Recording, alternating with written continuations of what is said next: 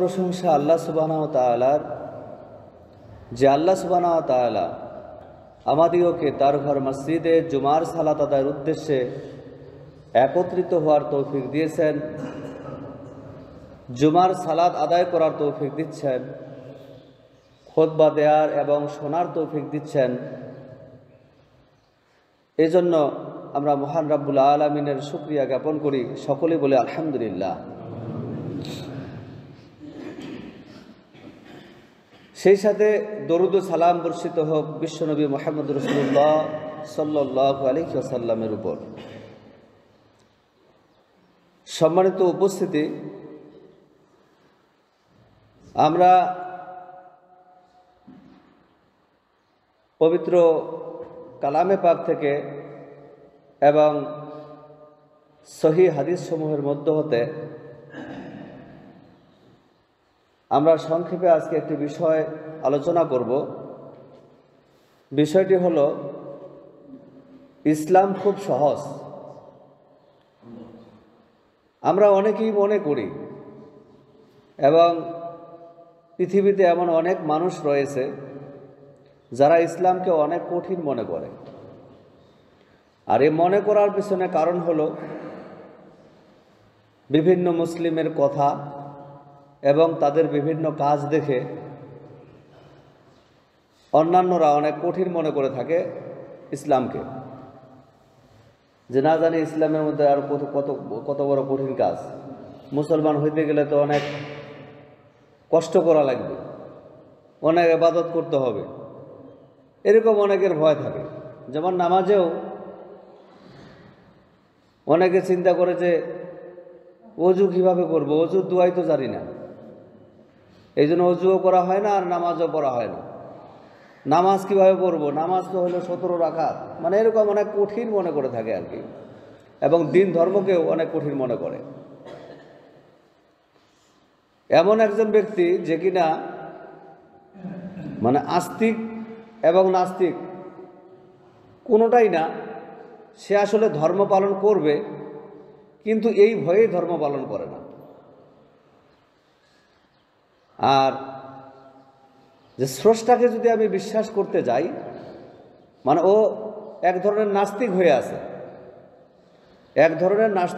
আছে, যে আমি বিজ্ঞান বিশ্বাস করি কিন্তু আমি মানে আদার্স অন্য কিছু আমি বিশ্বাস করব না। আমি কোনো স্রষ্টাকে আমি দেখতে পাই না, এই জন্য আমি বিজ্ঞান এবং প্রকৃতিকেই মেনে নিই। তো যখন আলোচনা করলো যে আমি স্রষ্টাকে কেন বিশ্বাস করব, আমি তো তাকে দেখতে পাই না, তাহলে আমার তো বিশ্বাস করার কোনো প্রয়োজনই আসে না, কারণই হতে পারে না।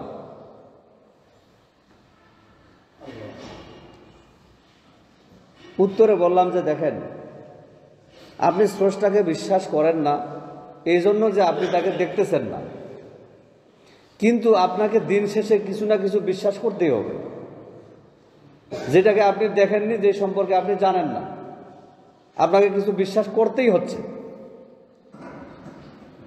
সেটা কেমন? আপনি বিজ্ঞানে বিশ্বাস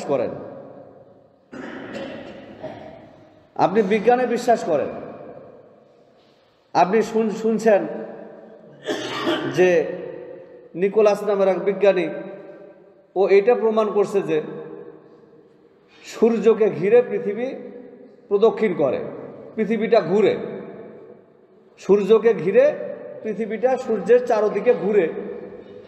এইটা আপনি ওই বিজ্ঞানীর কাছ থেকে আপনি শুনছেন, আর আপনি এটা বিশ্বাস করে নিছেন যে অমুক বিজ্ঞানী এটা বলছে। কিন্তু আপনি কি করলেন, এখানে বিজ্ঞানীর কথাটিকে আপনি বিশ্বাস করলেন, অথচ আপনি কিন্তু নিজে কখনো দেখেন নাই যে আসলে বাস্তবিক পক্ষে পৃথিবী সূর্যের চারদিকে ঘুরছে কিনা। আপনি তো এটা দেখেন নাই, আপনি আল্লাহকে বা স্রষ্টাকে দেখেন নাই, এই জন্য আপনি বিশ্বাস করেন না। কিন্তু আপনি কি দেখছেন যে সূর্যটা চতুর্দিকে আসলে পৃথিবীটা ঘুরছে, এটা কি আপনার চোখে পড়ছে? আপনার বিজ্ঞানী একটা বলছে, আপনাকে ওইটাই মেনে নিতে হয়েছে। বৈজ্ঞানিক নিউটন বলছে যে মাধ্যাকর্ষণ শক্তি নামের একটা শক্তি আছে পৃথিবীতে, যার কারণে গাছের ওই আপেলটা নিচের দিকে পড়ে গেল। আপনি এটা বিশ্বাস করে নিলেন যে বৈজ্ঞানিক নিউটন বলছে যে পৃথিবীতে মাধ্যাকর্ষণ শক্তি আছে, কিন্তু আপনি তো কখনো নিউটনের থিওরিটা পুরোপুরিভাবে তার মতো করে আপনি কিন্তু এটা মানে খতিয়ে দেখেন নাই। খতিয়ে না দেখে কি করলেন? আপনি বিশ্বাস করলেন। তা আপনি বিজ্ঞানকে এইভাবে বিশ্বাস করতে পারতেছেন না দেখেই, আল্লাহকে বিশ্বাস করতে অসুবিধা কোথায়? তখন বলতেছে যে হ্যাঁ, এই কথাগুলোর একটু যুক্তি আছে। আসলে আমরা অনেক কিছুই না দেখেও কিন্তু আমরা অনেক কিছুই বিশ্বাস করতেছি। বিজ্ঞান মেনে চলবো ঠিক আছে, কিন্তু বিজ্ঞানের সব থিওরি তো আর আমার সব থিওরির তো পণ্ডিত না, আর সব বিষয়ে জ্ঞান অর্জন করা তো কখনো সম্ভবও না। এই কথাটার যুক্তি আছে। তবে যদি আমি এখন ধরে নেই যে স্রষ্টা একজন আছে, স্রষ্টা আছে, এটা যদি মেনে নেই, তাহলে তো একটা ঝামেলা হয়ে যাচ্ছে। কেমন? তাহলে খুঁজতে হবে যে যেই স্রষ্টাকে আমি বিশ্বাস করব, এখন ওই স্রষ্টার মনোনীত ধর্ম কোনটা? পৃথিবীতে হাজার হাজার ধর্ম রয়েছে, হাজার হাজার ধর্ম। এত ধর্মের ভিড়ে আমি স্রষ্টার মনোনীত দিন, স্রষ্টার মনোনীত ধর্ম কোনটা, এইটা এখন আমার খোঁজা লাগবে। যখন আমি স্রষ্টাকে বিশ্বাস করব, তখন আমার ধর্মটা খুঁজে বের করতে হবে যে শ্রেষ্ঠ মানে এর মধ্যে মনোনীত ধর্ম কোনটা। আল্লাহ সুবহানাহু ওয়া তাআলা উত্তর দিলাম যে আল্লাহ সুবহানাহু ওয়া তাআলা পবিত্র কালামে ইরশাদ করেছেন, ইন্নাদ দীনা ইনদাল্লাহিল ইসলাম, নিশ্চয়ই আল্লাহর নিকট মনোনীত দিন হলো ইসলাম। কি? আল্লাহর নিকট মনোনীত ধর্ম হইল ইসলাম। ওয়া মান ইয়াবতাগি গায়রাল ইসলামা দীনান, যে ব্যক্তি ইসলাম ছাড়া অন্য কোনো দিন তালাশ করে, ফালা ইউকবালা মিনহু, সেটা তার থেকে গ্রহণ করা হবে না। মানে ইসলাম ছাড়া অন্য কোনো দিন গ্রহণযোগ্য হবে না। আল্লাহর নিকট মনোনীত ধর্ম হলো ইসলাম। এখন ইসলাম এইটা পূর্বাপর নবীদের ধর্মও কিন্তু ইসলাম। হজরতে ইব্রাহিম আলাইহিস সালামের ধর্ম ইসলাম, হজরতে ইসমাইল আলাইহিস সালামের ধর্ম ইসলাম, হজরতে ঈসা আলাইহিস সালামের ধর্ম ইসলাম, হজরতে ইয়াকুব আলাইহিস সালামের ধর্ম ইসলাম, হজরতে ইউসুফ আলাইহিস সালামের ধর্ম ইসলাম, মুসা আলাইহিস সালামের ধর্ম ইসলাম, হজরতে ঈসা আলাইহিস সালামের ধর্ম ইসলাম, হজরতে নূহ, লূত, শুআয়ব, সকল নবীগণের ধর্মের নাম হলো কি? ইসলাম। ইসলাম কোনো নতুন ধর্ম নাকি? তাহলে ইসলাম হলো সর্বাঙ্গীন সকল নবীদের ধর্ম হলো ইসলাম। আর আল্লাহ সুবহানাহু ওয়া তাআলা বলতেছেন যে ইন্নাদ দীনা ইনদাল্লাহিল ইসলাম, নিশ্চয়ই আল্লাহর নিকট মনোনীত দিন ধর্ম হইল ইসলাম। মনোনীত ধর্ম হলো ইসলাম, আর ইসলাম মেনে চলতে হবে। এটা তো খুব বড় কিছু না যে খুঁজে বের করতে হবে হাজার হাজার ধর্মের ভিড়ে। ঠিক আছে, এই হাজার হাজার ধর্মগুলা যা আছে, আমরা যেগুলাকে ইহুদি ধর্ম বলে জানি, খ্রিস্ট ধর্ম বলে জানি, এই নামগুলো আমরা দিছি। কিন্তু আল্লাহ সুবহানাহু ওয়া তাআলা এই ধর্মগুলার নাম দিয়েছেন, কি নাম দিছে? ইসলাম। কয় যে ইসলাম ধর্ম। এখন যদি আমি ইসলাম ধর্ম মেনে নেই যে মনোনীত ধর্ম হলো ইসলাম, কিন্তু এই ইসলাম ধর্ম যদি আমি মেনে চলতে চাই, তাহলে এখানেও তো আরেক সমস্যা। কি? কয় যে এখানে সমস্যা হলো যে ইসলাম ধর্ম মানতে গেলে দেখেন না, মুসলমানেরা এই গিরা পর্যন্ত পাঞ্জাবি পরে, তারপরে মাথায় টুপি দিতে হয়, পাগড়ি বাঁধতে হয়। এগুলা তো অনেক কঠিন কাজ, এগুলা তো আমি করতে পারবো না। এগুলা আমার কাছে খুব কঠিন বা ঝামেলার মনে হচ্ছে। এখন দেখেন, আল্লাহ সুবহানাহু ওয়া তাআলা মানব জাতির পথ প্রদর্শক হিসেবে আল্লাহ সুবহানাহু ওয়া তাআলা এই কিতাবকে পাঠিয়েছেন আমাদের জন্য।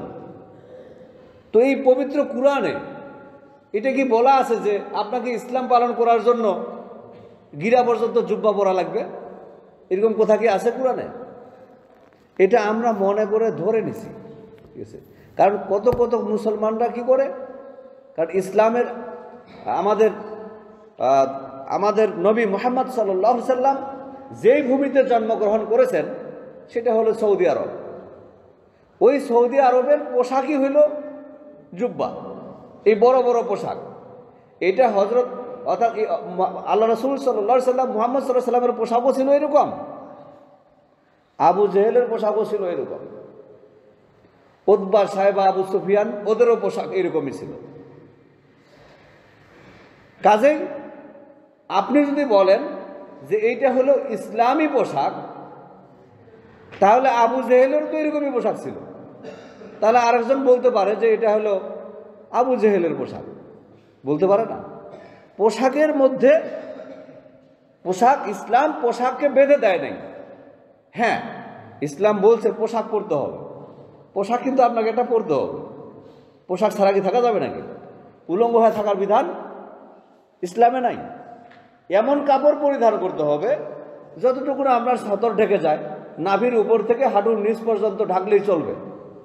আপনি যে পোশাকটা পরবেন সেই পোশাকটা ঢিলা ঢালা হলেই হবে, শরীরের অঙ্গ প্রত্যঙ্গগুলো যেন মানে ফুলে না ওঠে বা বোঝা না যায়, এরকম ঢিলা ঢালা পোশাক পরে নেবেন। মহিলাদের ক্ষেত্রে শরীরের অঙ্গ যেন প্রকাশ না পায়, আর এমন চাদরে বা এমন পোশাকে আবৃত করে নেওয়া যা সারা শরীর ঢেকে যায়। এই হলো ইসলামের ড্রেস কোড। এখানের মধ্যে কোনো পার্থক্য না যে আপনাকে এটা পরতে হবে, ওটা পরতে হবে, জুব্বা পরতে হবে, পাঞ্জাবি পরতে হবে, পাগড়ি পরতে হবে, এমন কোনো বাধ্যবাধকতা ইসলামে নাই।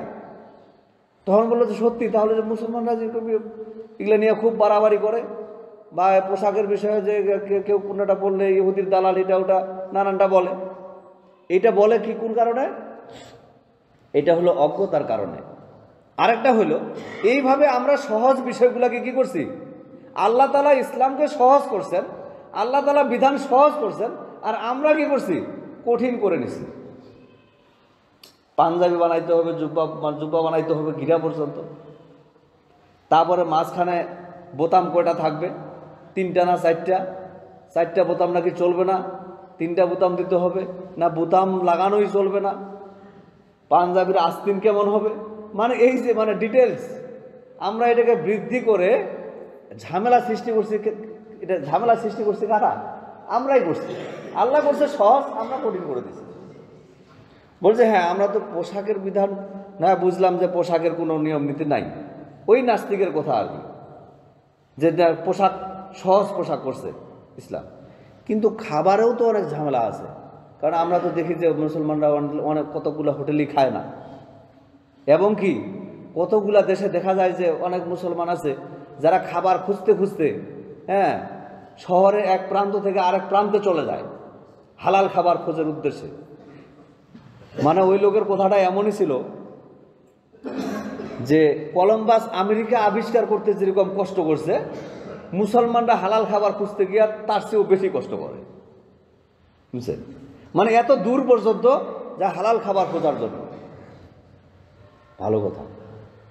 আল্লাহ সুবহানাহু ওয়া তাআলা মানে এই যে খাওয়ার এত বিধিনিষেধ, যদি আমি এখন স্রষ্টাকে মেনে নেই, স্রষ্টার ধর্ম ইসলামকে আমি যদি মেনে নেই, তাহলে তো এখন আমার অনেক আমাকে জানতে জানতেই তো আমার জিন্দগি শেষ হবে, যে এটা খাবো, এটা হালাল না হারাম, ওইটা হারাম না হালাল, ওইটা হালাল না হারাম, এটা আমাকে বুঝতে বুঝতে তো আমার জিন্দেগারি শেষ হবে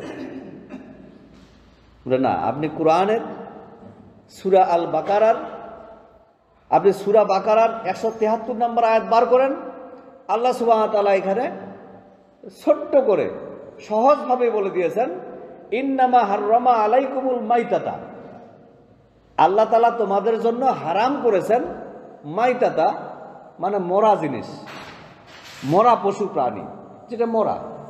আমরা তো মরা এমনিতেই খাই না, নাকি বলেন?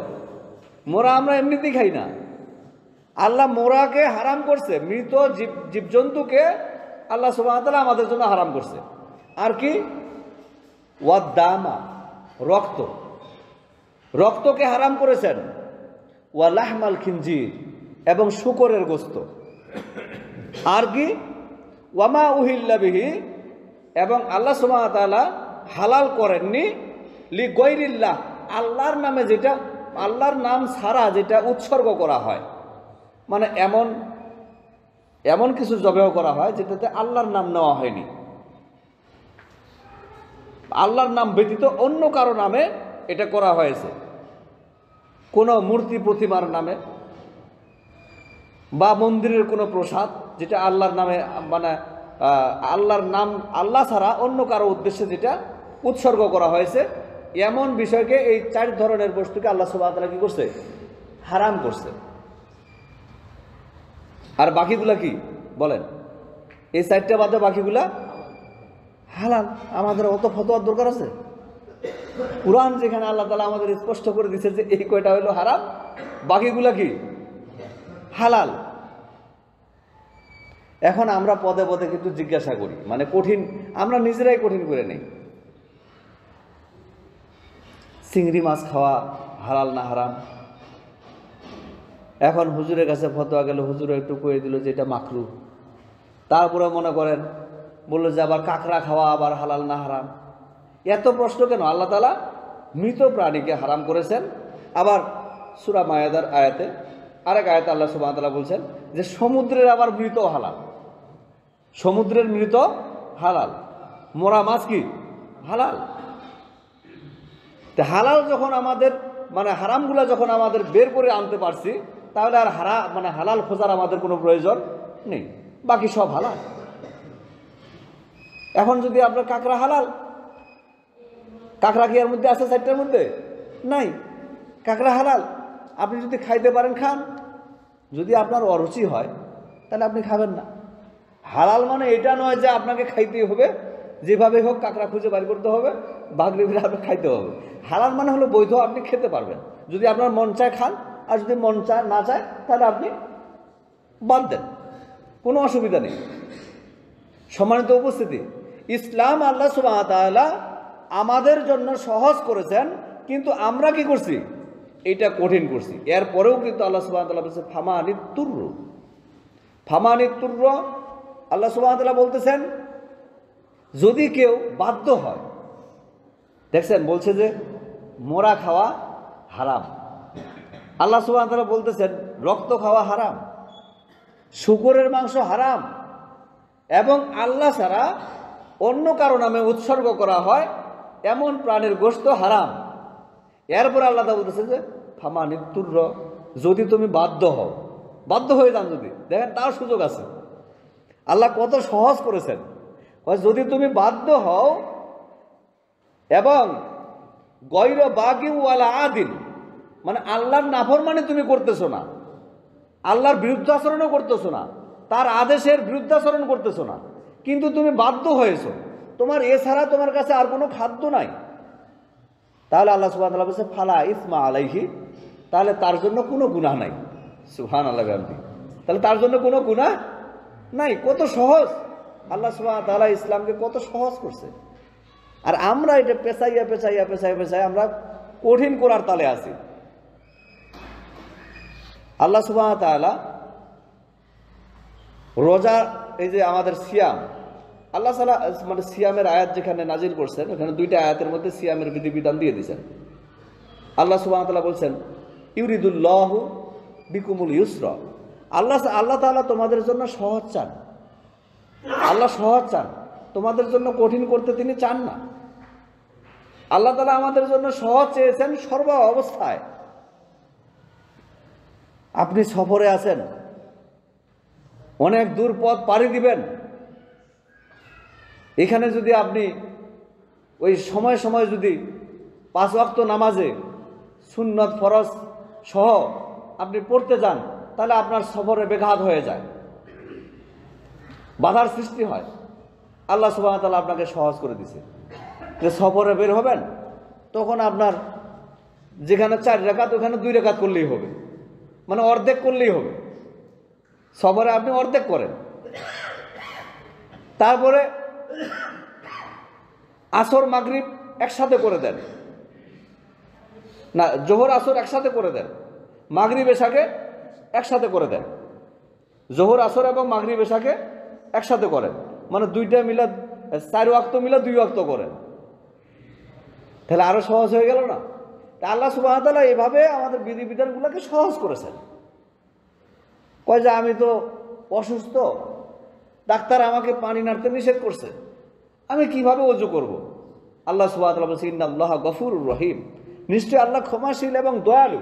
আল্লাহ তাআলা কত বড় দয়ালু, আল্লাহ সুবহানাহু ওয়া তাআলা এখানে সহজ করে দিলেন যে তোমাকে এই পানি ব্যবহার করে যদি তোমার রোগ বৃদ্ধি পাওয়ার যদি আশঙ্কা মনে করো, তাহলে তোমার পানি ব্যবহার করার প্রয়োজন নাই। তুমি কি করবা? তায়াম্মুম করে নাও। তায়াম্মুমের বিধান আল্লাহ সুবহানাহু ওয়া তাআলা নাই।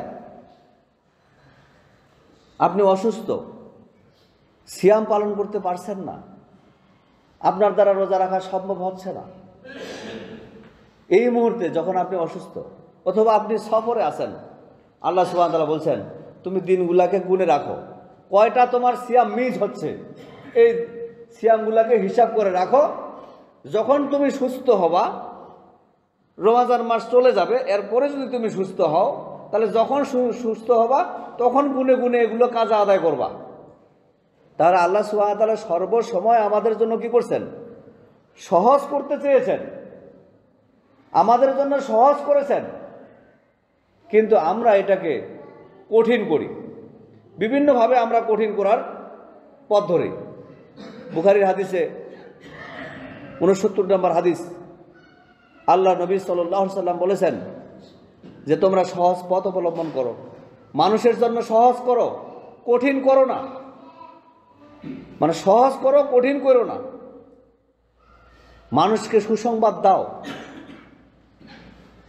কোনো বিরক্তি সৃষ্টি করো না। আল্লাহ সুবহানাহু ওয়া তাআলা দ্বীন ইসলামকে সহজ করলেন, কিন্তু আমরা কি করলাম? কঠিন। আল্লাহ সুবহানাহু ওয়া তাআলা কাউকে কঠিন কোনো হুকুম আদেশ, একেবারে আল্লাহ সুবহানাহু ওয়া তাআলা কঠিন আদেশ জারি করেননি। এটারও আল্লাহ সুবহানাহু ওয়া তাআলা ধারাবাহিকতা নিয়েছেন। আমরা জানি যে অনেকেই মাদকতায় আসক্ত। মদ খাওয়া হারাম না হালাল? মদ হারাম। আল্লাহ সুবহানাহু ওয়া তাআলা আরেক আয়াতে বলেছেন ইন্নামাল খামরু ওয়াল মাইসির, যে নিশ্চয়ই মদ এবং জুয়া। ইয়াসআলুনাকা আনিল খামরি ওয়াল মাইসির, লোকে আপনাকে মদ জুয়া সম্পর্কে জিজ্ঞাসা করে। প্রথমত আল্লাহ সুবহানাহু ওয়া তাআলা এই কথা বললেন, এটা সূরা বাকারার 219 নম্বর আয়াত, যে মদ হারাম ঠিক আছে, কিন্তু হারামটা একসাথে আল্লাহ সুবহানাহু ওয়া তাআলা বলেন নাই। এখানেও আল্লাহ সুবহানাহু ওয়া তাআলা সহজ করে দিয়েছেন। আল্লাহ সুবহানাহু ওয়া তাআলা সর্বপ্রথম বললেন যে ইয়াসআলুনাকা আনিল খামরি ওয়াল মাইসির, লোকে আপনাকে জিজ্ঞাসা করে মদ এবং জুয়া সম্পর্কে। কুল ইসমুহুমা কাবীরুন, আপনি বলেন এটা বড় পাপ, এটা বড় ধরনের একটা পাপ।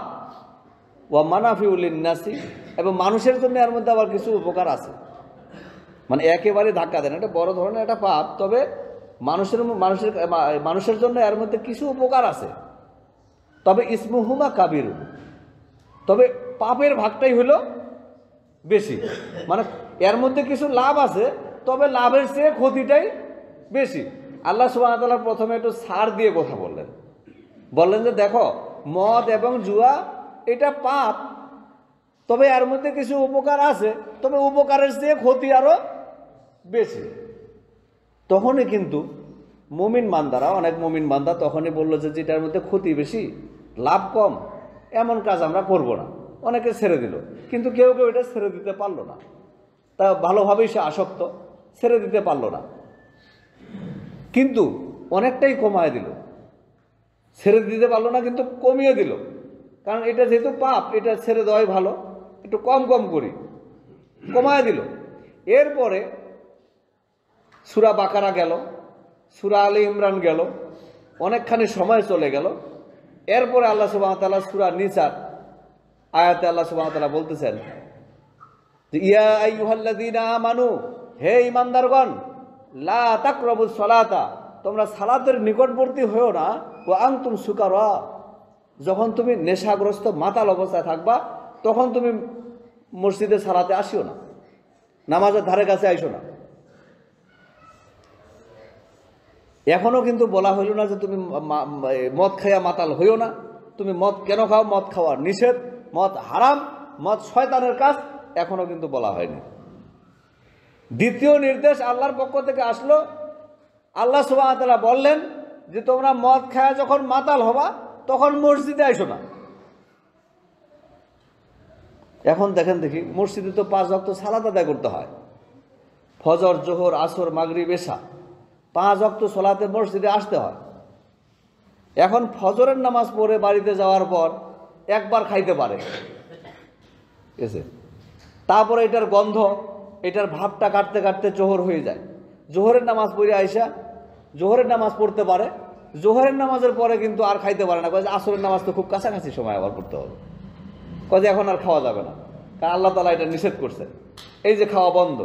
আসর পরে কিছুক্ষণ পরে আবার মাগরিব হবে, এখনও আর খাওয়া হয় না। মাগরিবের পরে আবার কিছুক্ষণ পরে এসা, এখনও আর খাওয়া হয় না। আস্তে করে কমে গেল দিনে একবার, এই যে কমা শুরু হয়েছে। তারপরে যখন মানুষ এইভাবে অনেকটাই সতর্ক হইতে পারলো, অভ্যস্ত হয়ে গেল, এরপর আল্লাহ সুবহানাহু ওয়া তাআলা সূরা আল মাইদার আয়াতে বলতেছেন, হে মুমিনগণ, তোমরা মদ, জুয়া, লটারি এগুলো ছেড়ে দাও, এগুলো শয়তানের কাজ, এগুলো গুনাহের কাজ, এগুলো তোমরা পুরোপুরিভাবে ছেড়ে দাও। সূরা মাইদার 90 নম্বর আয়াত আল্লাহ সুবহানাহু ওয়া তাআলা বললেন। দেখছেন আল্লাহ সুবহানাহু ওয়া তাআলা সহজ করছেন না কঠিন করছেন? না একবারই চাপায় দিছেন? দেন নাই, ধারাবাহিকতা অবলম্বন করছেন, মানুষের জন্য সহজ করছেন, কঠিন করেননি। এই জন্য আজকের বিষয় নিচ্ছি যে ইসলাম আমাদের জন্য, আল্লাহ সুবহানাহু ওয়া তাআলা আমাদের জন্য ইসলাম পালন করা সহজ করছেন, আমাদের ধর্মটাকে সহজ করেছেন, কিন্তু এইটার কঠিন করার পিছনে আমরাই এর জন্য দায়ী।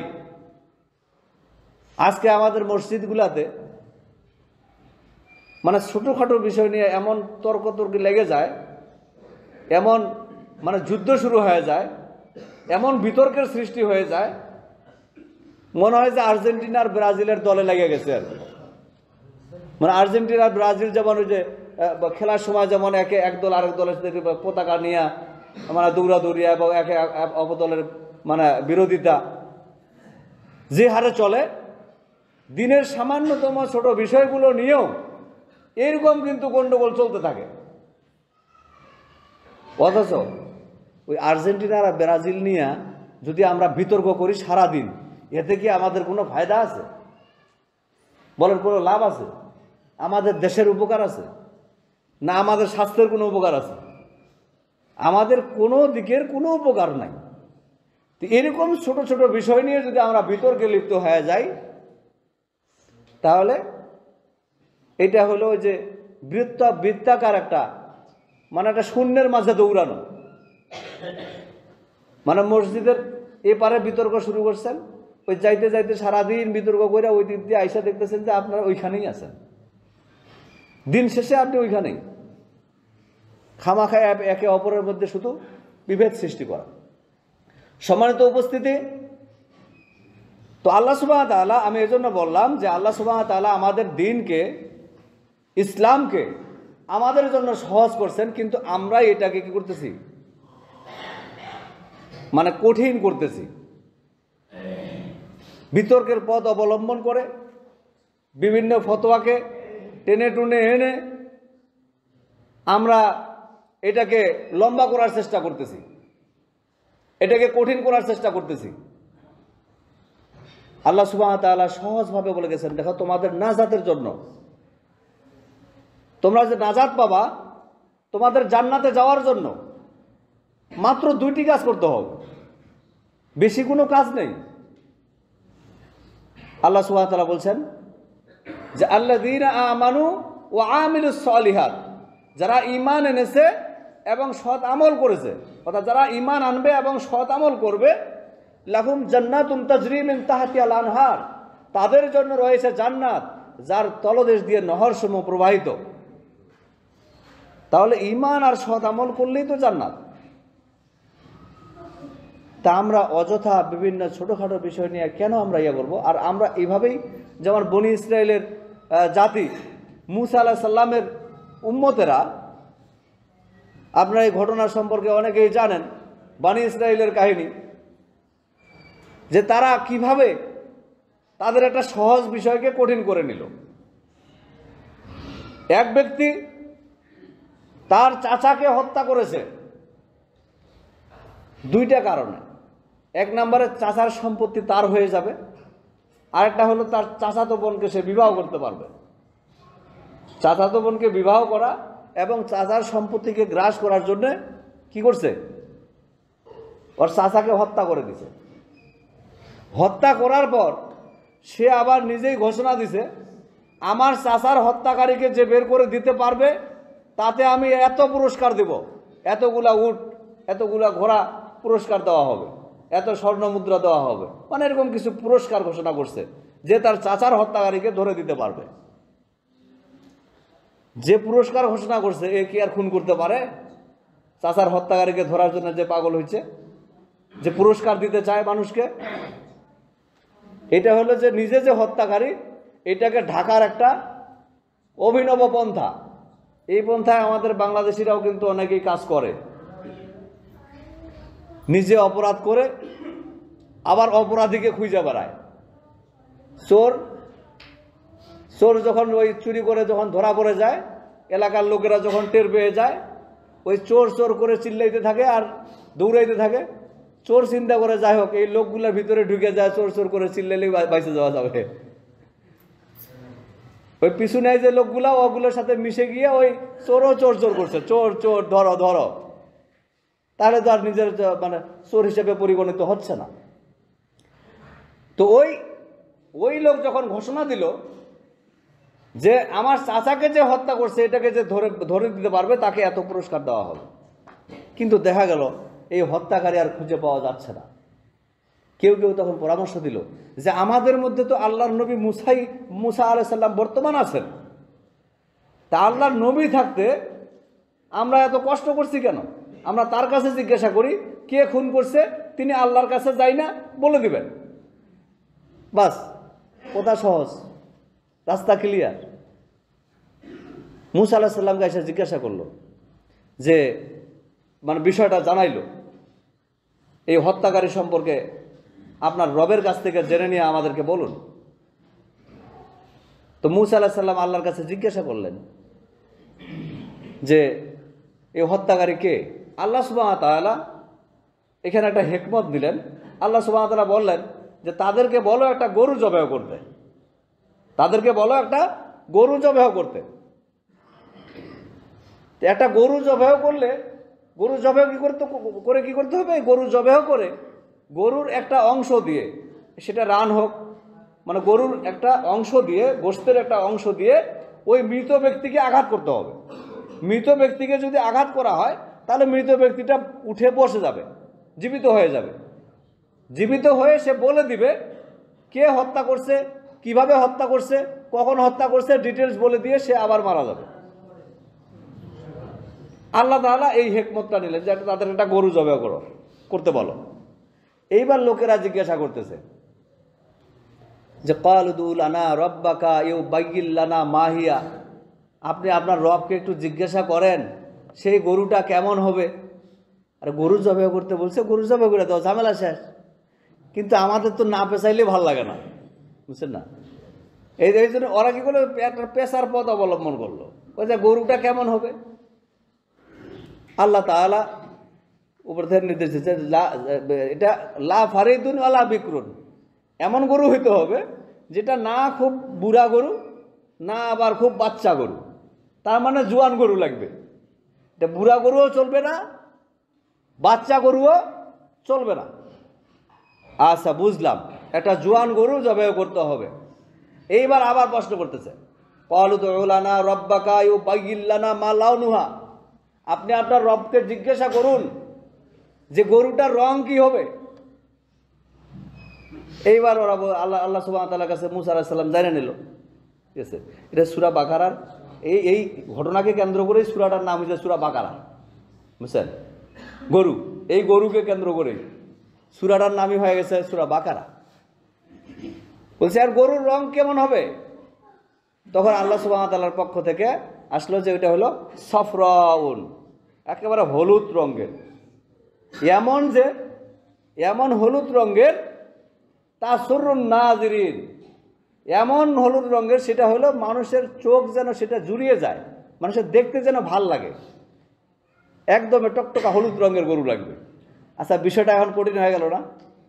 জুয়ান গরু মিলল, এখন রং মিলা কষ্ট হয়ে গেল। এই মানে রং মিলে তো বয়স মিলে না, বয়স মিলে তো রং মিলে না, এটা কেমন একটা ঝামেলা হয়ে গেল। এরপরে আবার জিজ্ঞাসা করতেছে, কালুদ উলানা রব্বা কায়ু বাইল্লানা মাহিয়া, প্রশ্ন শেষ হয় নাই। বলে আচ্ছা গরুটা আরো কেমন হবে কন, আরো ডিটেলস কন। এবার আল্লাহর পক্ষ থেকে নির্দেশ আসলো যে গরুটা হইতে হবে লা জুলুলুম তুসিরুন ফিল আরদ ওয়ালা তাসকিল হারস, মানে যেটা গরুটা কোনো চাষাবাদের কাজেও লাগে নাই এবং পানি সেচের কাজেও ব্যবহার করা হয়নি, এমন গরু লাগবে। না, এখন গরু জবাই করো। এখন এরকম গরু খুঁজে বাইর করতে করতে শেষ পর্যন্ত একটা গরু মিলল, এক চাষির এক গরু মিলল। এ আবার বায়না ধরে বসলো গরু বিক্রি করবে না। ওই 100 কি 200 গরুর বিনিময়ে ওই একটা গরু নিতে হয়েছে ওর কাছে। এই ঝামেলাটা কে বাড়াইছে বলেন? নিজেরাই বাড়ায় নেয়নি, নিজেরাই বাড়াইয়া নিছে। অনুরূপভাবে এই মূসা আলাইহিস সালামের উম্মতের মতো আমরাও কি করি? আল্লাহ সুবহানাহু ওয়া তাআলা আমাদের বিধিবিধানকে সহজ করেছেন, কিন্তু আমরা কি করি? কঠিন। আমাদেরকে সহজ পথে চলার জন্য বেশি কিছু করা লাগে না। আল্লাহ রাসূল সাল্লাল্লাহু আলাইহি সাল্লাম এক সাহাবীর বাড়িতে গেলেন। একটু সামনের দিকে আগে আসেন, তাহলে মানুষেরা বসার জায়গা পাবে। হ্যাঁ, শেষ তো আমার কথা শেষ ইনশাআল্লাহ। আমি আর 2-3টা কথা বলে শেষ করব। তো আমি বলছিলাম আপনারা একটা জিনিস খেয়াল করবেন যে আল্লাহ রাসূল সাল্লাল্লাহু আলাইহি সাল্লাম এক সাহাবীর বাসায় গেলেন, গিয়ে দেখলেন একটা দাসীর সাথে দেখা হলো। সে দাসীকে বলল যে বলো তো আল্লাহ কোথায় থাকেন? সে দাসীটা উত্তর দিল আসমানে। দাসীকে আবার প্রশ্ন করলো আমি কে? আপনি আল্লাহ রসুল। তখন আল্লাহ রসুল ওই সাহাবীকে বললেন তোমার এই দাসীটাকে মুক্ত করে দাও, কেননা সে মুমিনা। সুবহানাল্লাহ। সে আল্লাহ উপরে আসমানে থাকেন আর মুহাম্মদ সাল্লাল্লাহু আলাইহি সাল্লাম আল্লাহ রসুল। এই স্বীকৃতিটা কি? আল্লাহ রসুল বললেন সে একজন মুমিনা, সে একজন ঈমানদার। আল্লাহতে বিশ্বাস করা, আখিরাতের প্রতি বিশ্বাস করা, নবীগণের প্রতি বিশ্বাস স্থাপন করা, এটা হলো ঈমান। এখন আপনাকে কি করতে হবে? কিছু ভালো কাজ করতে হবে, আর অসৎ কাজগুলোকে আপনাকে ত্যাগ করতে হবে। সহজ কথা, আপনার এতিমের দেখভাল করা, যেগুলো আমরা ইতিপূর্বে আলোচনা করেছি, মিসকিনকে খাদ্য খাওয়ানো, মুসাফিরদেরকে মানে দান সদকা করা, দাস মুক্তি করা, ফকিরদেরকে যারা চায় সওয়াল তাদেরকে দেওয়া, প্রতিবেশীর হক আদায় করা, প্রতিবেশীর সাথে ভালো কথা ভালো ব্যবহার করা, প্রতিবেশীর সাথে মানে কুলুল ইন্নাসি হুসনা, মানে প্রতিবেশীর সাথে আবার ভালো কথাও বলা, মানুষের সাথে ভালো সুন্দরতম কথা বলো। তারপর বান্দার হক আদায় করা, মানুষের যেটা হক আছে এই হকগুলো আদায় করা, কারোর সাথে প্রতারণা না করা, কাউকে না ঠকানো, মিথ্যা না বলা, চগলখুরি না করা, গীবত না করা, এগুলা কাজ ত্যাগ করা আর এই ভালো কাজগুলো করা। পিতার সম্পত্তির মধ্যে পুত্র এবং কন্যার হক আছে না? ছেলে মেয়ের হক আছে। এখন দেখা গেল যে আপনার ভাইয়েরা কি করলেন, বইসা বোনের হকটা মাইরে দিলেন। তাহলে আবার আপনার এই সালাত আদায়ে বা নামাজ পড়ে তখন কি আর লাভ থাকে? একটা পকেট মার রাস্তায় ধরা পড়ছে, পাবলিকের মার খাওয়া শুরু করছে। এখন যারা মার খাওয়া শুরু করছে, তুমি কেন পকেট মারতেছ? কইছে আমি পকেট মারা টাকা দিয়ে হজ করব। এটা কি মাইনে নেবেন আপনারা? কেউ এটা মাইনে নিবে? যে একজন পকেটে করে টাকা নিয়ে যাচ্ছে চাউল কিনতে, আর ওর পকেটের টাকাও মানে পকেট কেটে নিয়ে যায় ও হজ করবে। পকেট কাটা টাকা দিয়ে যদি ওর হজ হয়, তাহলে একজন ভাই অথবা বোনের সম্পদ অন্যায়ভাবে গ্রাস করে খাইয়া সে যদি নামাজ পড়ে তাহলে তার নামাজ হোক। আর যদি পকেট মারের টাকা দিয়ে যদি ওর হজ না হয়, তাহলে সে ভাইয়ের সম্পদ অথবা ভাইয়ের হক বা ভাইয়ের পাওনা অথবা তার বোনের পাওনা, বোনের হককে নষ্ট করে মেরে খাইছে, তার নামাজ হবে না, তার নামাজ রোজায় কোনো যায় আসে না, এতে কোনো লাভ নাই, এতে আরও ক্ষতির আশঙ্কা বেশি দাঁড়ায় যায়। কারণ আমরা জানি যে যারা সাদা পোশাক পরে, এই যে মুলবি মোল্লারা যদি টুকিটাকি ছোটোখাটো ভুলও করতে ভুলটা কি বড় করে দেখা যায়, কেন করে? কারণ মুলবি মোল্লারা তো টুপি মাথায় দিয়ে বেড়ায়, দিয়ে এটা প্রমাণ করে যে আমি পাপী নই। তাহলে আর তারা যদি টুকিটাকি পাপ করে তাহলে এটা বেশি চোখে পড়ে। তো অনুরূপভাবে একজন ভালো মানুষের বা দরবেশি নীতি পালন করবে, আবার এই মানে এই ব্যক্তিগত এই কারণগুলা, মানে প্রতিবেশীর হক নষ্ট করা বা ভাই বোনের সম্পদ নষ্ট করা, মানুষের সম্পদ অন্যায়ভাবে গ্রাস করে খাওয়া, এরকম যদি কাজ চালা যায় তাহলে তার এই ইবাদত করে কোনো কাজ হবে না। তো আল্লাহ সুবহানাহু ওয়া তাআলা বলছেন ভালো কাজগুলা করো আর এই মন্দ কাজগুলা ত্যাগ করো, তাহলে তুমি কোথায় যাবা? জান্নাতে। পথ সহজ, আমরা কি করছি? এটা পেঁচাইয়া কঠিন বানায় ফেলাইছি। অথবা আমরা কি করতেছি?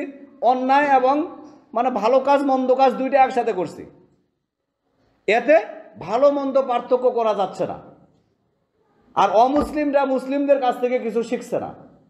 সম্মানিত উপস্থিতি, আমরা এই আলোচনার মধ্যে থেকে আমরা এতটুকু জানলাম যে আল্লাহ সুবহানাহু ওয়া তাআলা আমাদেরকে জান্নাতে যাওয়ার জন্য ঈমান এবং সৎ আমলের কথা বলেছেন, আর আমাদের জন্য সহজ পথ অবলম্বন করতে বলেছেন, আর ইসলামকেও আল্লাহ তাআলা সহজ করছেন।